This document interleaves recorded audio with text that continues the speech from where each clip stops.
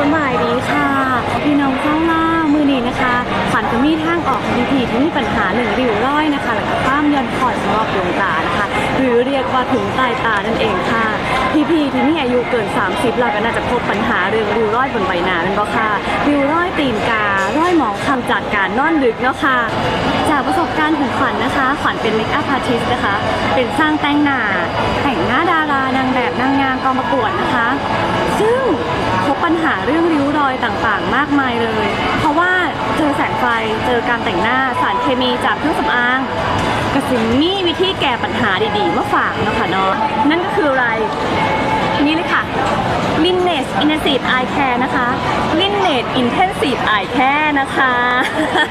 เป็นครีมลดเลือนริ้วรอยอย่างตรงจุดนะคะริ้วรอยหมองคล้ำใต้ตานะคะหรือถุงใต้ตาอันบักเอ็มอันบักใหญ่นะคะกระสีซอยปัญหาเรื่องนี้ได้เลยอย่างตรงจุดนะคะของเขาเด้อค่ะเด้อสินี่สารสกัดน้ำเข่าจากยุโรป4อย่างน้ำกันนะคะอย่างแรกคือคาเวียร์สารสกัดจากคาเวียร์นี่ก็สิไปฟื้นฟูเซลล์ผิวทำให้ผิวเนี่ยตึงกระชับทำให้ผิวตึงกระชับนะคะอีกอย่างหนึ่งคือสาหร่ายซีแคลนะคะจะช่วยกระตุ้นการไหลเวียนเลือดนะคะกระตุ้นการไหลเวียนของเลือดเฮ็ดให้ชั้นไขมันเนี่ยมันบางลงถุงใต้ตาเนี่ยก็สิบางลงน้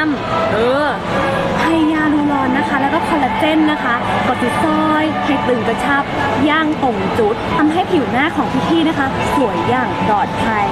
นะคะไม่มีส่วนผสมของสารประหลอดสเตียรอยด์หรือไม่มีพาราเบนเลยแล้วก็สารกันเสียที่ทำให้ก่อให้เกิดมะเร็งรวมถึง